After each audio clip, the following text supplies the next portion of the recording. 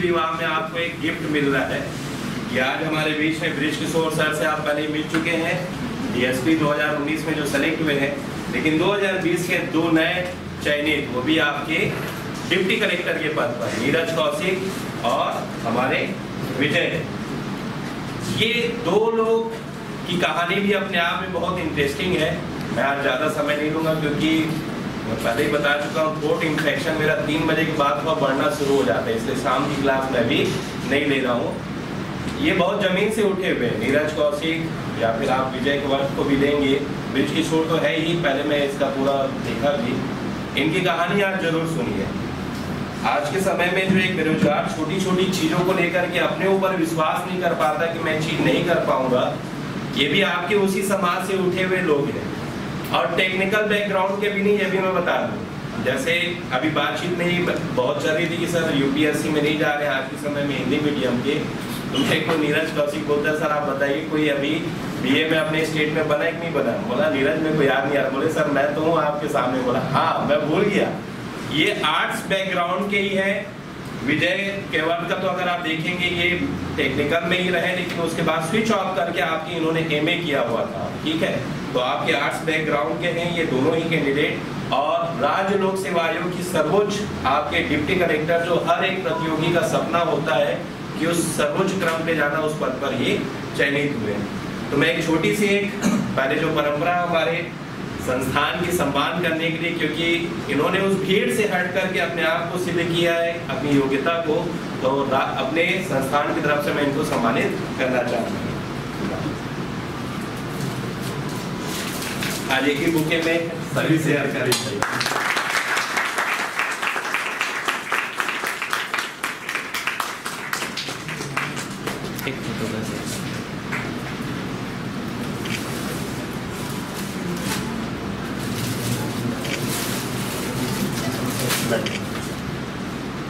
तो मैं पहले चाहूंगा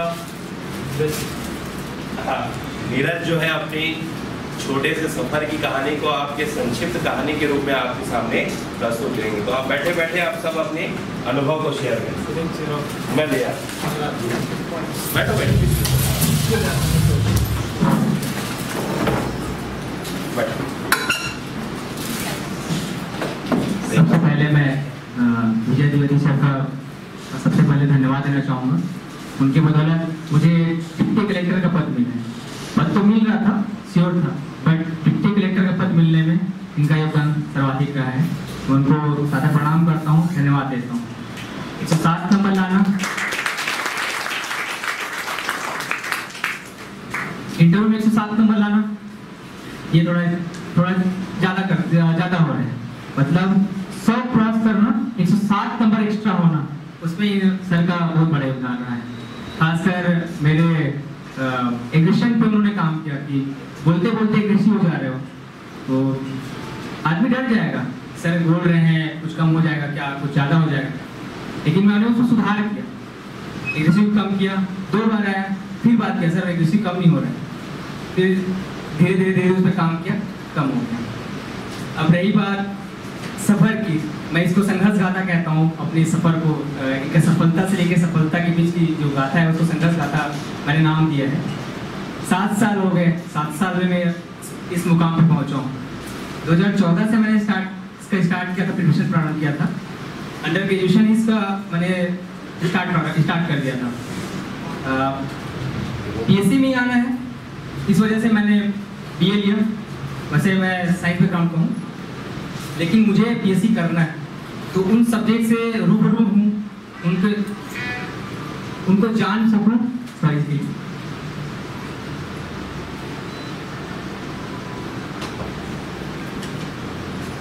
उनसे रूबरू हो सकूँ, जान सकूँ, विषय से जोड़ सकूँ। इस वजह से मैंने BA लिया और काफ़ी फायदा भी हुआ। पहला अटेम्प्ट मेरा 2014 से लेके करते करते 2017 मेरा पहला अटेम्प्ट था। पहला अटेम्प्ट ही ऐसा पेपर आया था इसमें सबके पसीने उड़ गए भाई। 50 क्वेश्चन नहीं हो पा रहे, मतलब 2014 से तैयारी करते करते आ रहे हो, आपसे 50 क्वेश्चन नहीं हो रहे, आदमी हालत खराब हो जाएगा। लकीली मैं उस अटेम्प्ट में क्लियर हो गया, मेरा प्री क्लियर हो गया, लेकिन मेंस क्लियर नहीं हो पाया। फिर 2018 PSC, फिर 2019 PSC। दोनों पीएससी में मेरा प्री क्लियर नहीं हो पाया। उसके पीछे भी रीजन है, 1 लाख कैंडिडेट हिलाते हैं आदमी। मैं मेरे लिए सबसे बड़ा थ्रेट था प्री, किसी और के लिए मेंस हो सकता है क्योंकि मैं मेंस प्रिपेयर्ड था, तो मेरे लिए सबसे बड़ा थ्रेट था प्री नहीं निकल पा रहा है, क्यों नहीं निकल पा रहा है, इतने दिन से तैयारी करते आ रहा हूँ। तो अपने आप को समझाना कि नहीं ठीक है कोई नहीं, इस बार भगवान ने कुछ अलग चाहा होगा, सीधा डीसी देना चाह रहा होगा इसलिए नहीं हुआ, पहले बार वैसे हुआ, फिर 2019 में भी हुआ, फिर सोचा कोई नहीं फिर से करते हैं, नेक्स्ट बार तैयारी करते हैं अच्छे से। फिर लकीली 2020 में अच्छे मैं समझा पेपर को, पेपर चाहता क्या है तुमसे, पेपर चाहता है कि तुम गलती करो लेकिन पेपर से पहले, पेपर में जाके गलती नहीं करना। तो उसमें सुधार किया मैंने। कैसे? प्री का टेस्ट पेपर, प्री का टेस्ट दिलाओ, जितने पुराने जितने क्वेश्चन आप जितने भी पेपर हो चुके हैं उसमें आपको उनके बारे में पता होना चाहिए, क्वेश्चन कैसे पूछे जा रहे हैं, क्या डायनेमिक्स उनके, और क्या क्या और आ सकते हैं, एजम्पशन भी। जैसे इस बार के मेंस में एज्यूम किया हुआ क्वेश्चन फंसते तुरंत। मैं सेकेंड डे निकला पेपर दिलाने के लिए, मेंस का हिस्ट्री का पेपर था, हिस्ट्री वाला पेपर था। तो पूछा पहले क्या था, राष्ट्रप्रधान के बारे में पूछा गया था, शिवाजी राष्ट्रप्रधान के बारे में पूछा गया था। तो मैं सोचा कि और क्या क्या पूछा सकता है, नवरत्न के बारे में पूछा सकता है। तो अकबर के नवरत्न को उसी टाइम गाड़ी बैठे बैठे चलते चलते मैंने सोचा कि हाँ नवरत्न नहीं है, पूछा सकता है, आ गया था क्वेश्चन। तो आपको एज्यूम भी करना पड़ेगा कुछ क्वेश्चंस ऐसे हैं। तो ये संघर्ष गाथा है, असफलता से लेकर सफलता के बीच की एक संघर्ष गाथा। इसको मैं एक कविता के रूप में पिरोया हूँ, जिसको आपके समक्ष कहना चाहूँगा। इस रास्ते पर कदम कदम पर कांटे हैं, जरा कदम संभाल कर रखना। इस रास्ते पर कदम कदम पर कांटे हैं, जरा कदम संभाल कर रखना। यदि सफलता प्राप्त करनी है तो बड़ों का आशीर्वाद और स्वयं का आत्मविश्वास साथ रखना।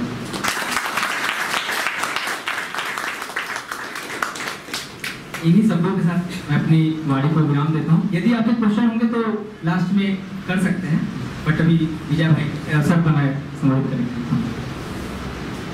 नीरज की जो एग्रेशन की एक बात है छोटी सी, मैं उसके बारे में आप लोगों को बता दूं।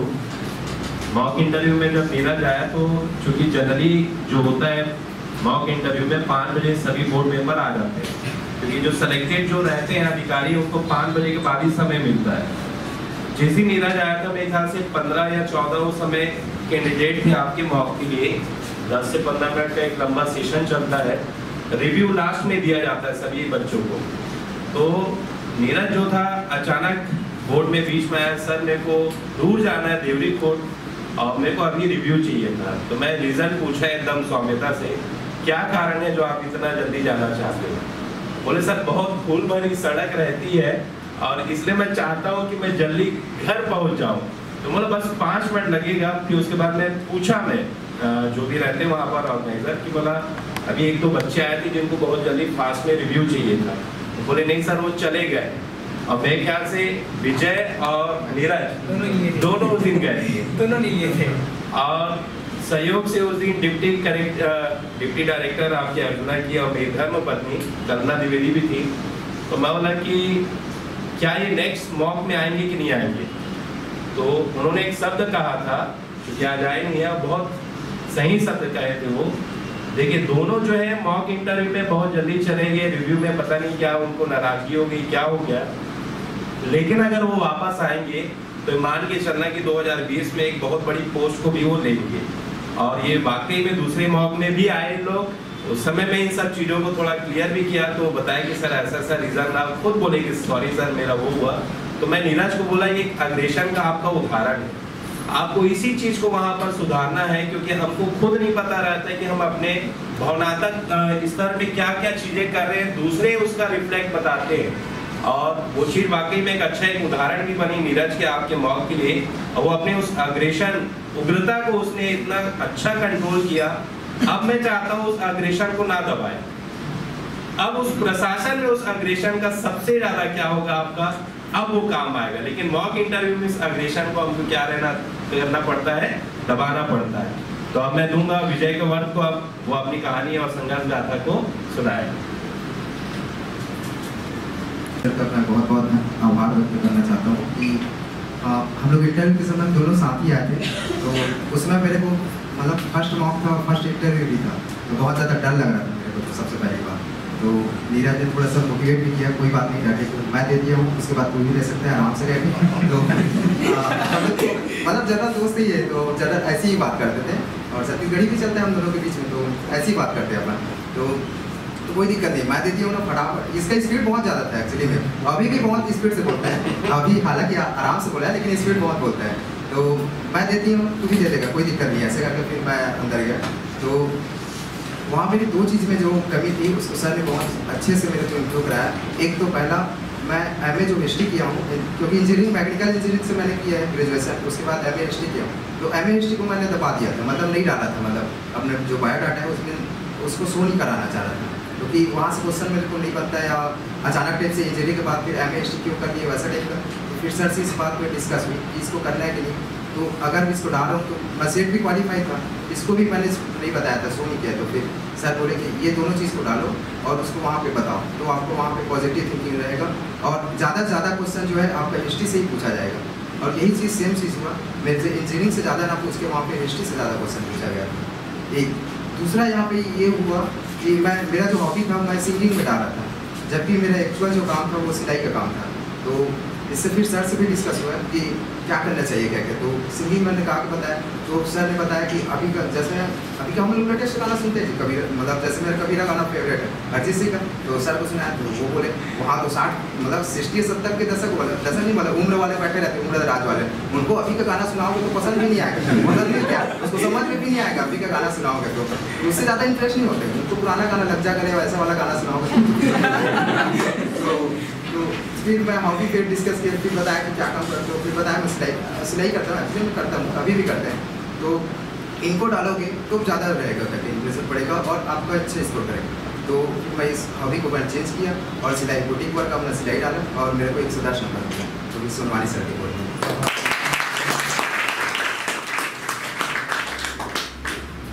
तो मेरा जो स्टार्टिंग हुआ है, पहले तो गवर्नमेंट स्कूल से मैंने तो अपना जो 12वीं तक का इस क्लास में सफ़र तय किया। उसके बाद 12वीं कक्षा में मैंने अपने नगर में साथ ही साथ अपने विकासखंड में मैंने टॉप किया था। इसके बाद से मैंने फिर इंजीनियरिंग किया है, मैकेनिकल इंजीनियरिंग से अपने कंप्लीट किया है। तो मैकेनिकल इंजीनियरिंग में जो पढ़ाई हुई है मेरे फ्री शिफ्ट में हुई थी। मेरा घर का बैकग्राउंड अच्छा नहीं था, इसके कारण थोड़ा सा मेरे को सिलाई के साथ मतलब पढ़ाई के साथ साथ सिलाई का वर्क भी करना पड़ता था। मैंने कक्षा 9वीं से 2009 से सिलाई का काम करना स्टार्ट कर दिया था। मेरे पिताजी एक्चुअली में रिक्शा चालक थे, अभी भी थे, जस्ट रिजल्ट आया उसके बाद ही मैंने फिर काम मतलब रुकवाया है, आपसे कल से नहीं करना कहते।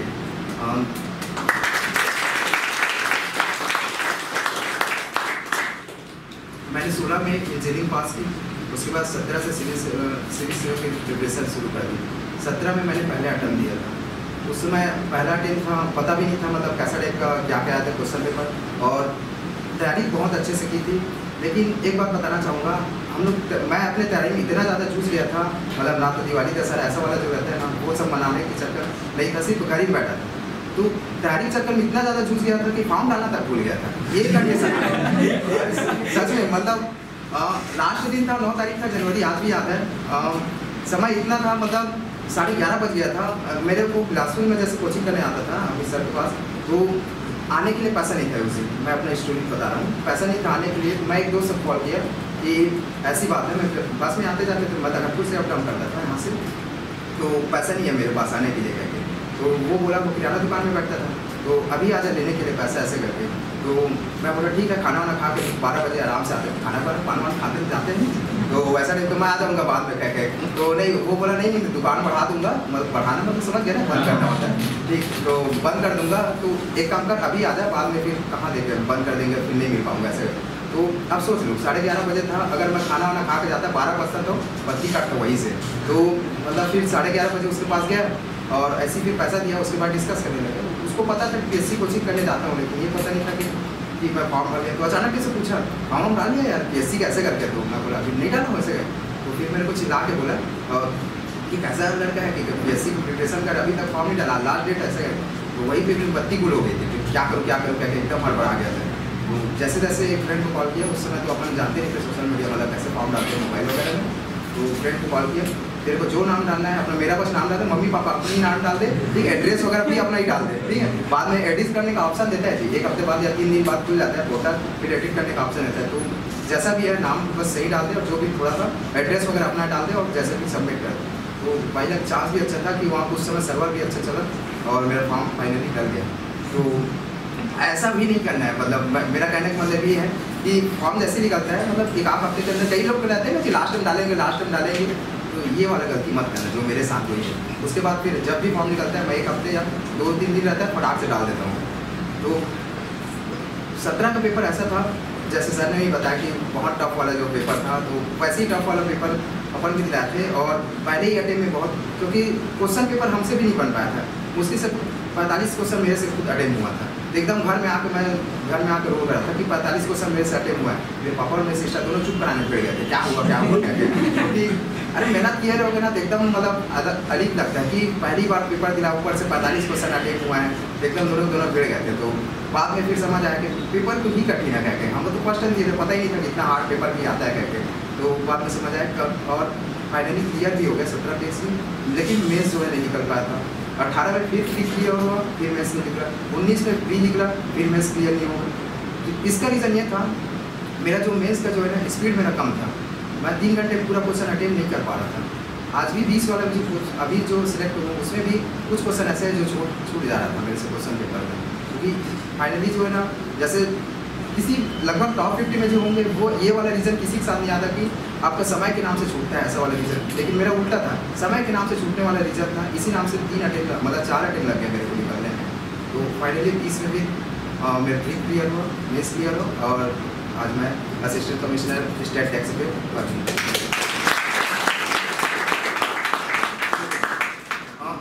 सबसे पहले तो आपका प्रीलिम से ही रहेगा, जैसा भी हो प्रीलिम से पहला क्लियर होना बहुत ज़रूरी है। सर ने बताया कि मेंस मेरा पहले से क्लियर था, मेंस मेरा प्री क्लियर नहीं हो रहा था, हमारा उल्टा रीज़न था, हमारा प्री क्लियर हो रहा था, मेंस फंस रहा था। कारण तो यही था, मेरा एक ही कारण कि मैं लिखने का प्रैक्टिस बहुत कम करता था, खाली पढ़ो वाला काम जैसे अभी करते हैं, जैसे कोई बुक लिया जैसे लक्ष्मीकांत है, बस उसमें हरा पीला नीला कलर का मैं इतना ज़्यादा मैं कर लिया हूँ, गोदा गादी जो बोलते हैं जी, ठीक है जी, मतलब वैसी वाला काम अभी भी चलता है, खाली पढ़ना है पलटाना है, लिखने वाला काम मैं नहीं करता था। तो जिस पर मैंने अभी लॉकडाउन हुआ उस पर बहुत ज़्यादा जोर दिया लिखने पे, तो तब जाके फिर क्लियर। दूसरा बात मैथ्स वगैरह जो रहता है जैसे बोलते हैं C-सेट मतलब क्वालिफाई है, एक्चुअली में होता नहीं है। 50 नंबर का मेंस में भी मैथ्स आता है, लेकिन एग्जाम में बनता नहीं है मैथ्स का। तो 2019 में मेरा नहीं निकलने का रीज़न यही था, 15 नंबर का ऑनली मैथ्स से बना था 50 में, जबकि अपन खुद मैथ्स वाले हैं। उसके बाद फिर मैंने मैथ्स में ज़्यादा जोर दिया और आज की डेट में 45 लेकर 48 नंबर सिर्फ मैथ्स से ही बना।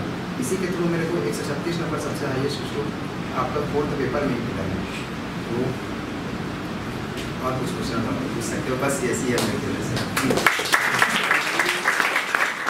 आज इवनिंग बैच में PSC प्रीलिम्स के हैं बच्चे और मेंस के भी जो अभी प्री का मेंस में है, तो आप लोग प्रीलिम्स से जुड़ी भी जो आपको चाहिए, क्योंकि आपने दोनों की कहानी सुनी, दोनों ही प्रीवियसली अपने 3-4 साल से लगे हुए थे सेशन को लेकर कि कोई मेंस के लेवल पे था, लेकिन प्री इनका निकला है ना। तो आप प्रीलिम्स को लेकर के जो भी आपकी क्वेरीज है आप उसको क्लियर कर लेंगे, बहुत अच्छा अवसर मिला आप लोगों को। तो 1 बाय 1 करके जिनके भी है जिज्ञासा वो बिल्कुल क्वेश्चन पूछ सकते हैं।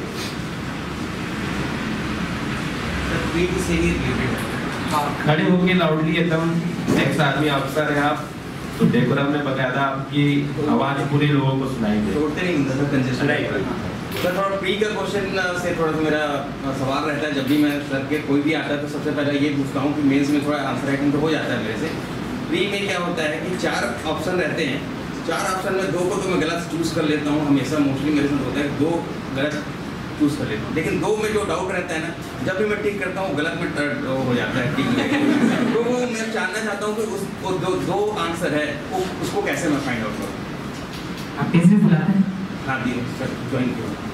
तो टेस्ट सीरीज जितना ज़्यादा देंगे और प्रीवियस ईयर के क्वेश्चंस आप यदि जितना ज़्यादा कर लेंगे तो उसके बाद ये डाउट बहुत कम हो जाएगा।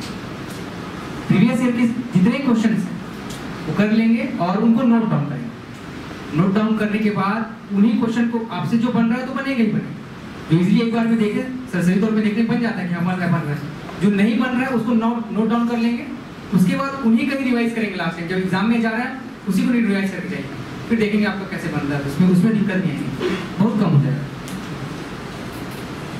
नेक्स्ट कोई क्वेश्चन डाउट?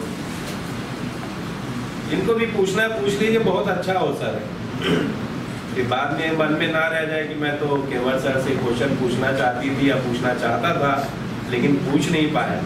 आपको जिससे पूछना टीम है, एक डीएसपी है, एक डीसी है, एक असिस्टेंट कमिश्नर है, सबके सब किसी में कोई पूछना चाहते हो दिक्कत, ज्ञान के भंडार हैं आपके सामने, पूछ लीजिए। स्वयं सर भी बैठे हैं, हमारे गुरु बैठे हैं, तो मैं तो रोज इनको बताते रहता हूँ, आज ये जिम्मेदारी आप लोग की है। पूछो सामने।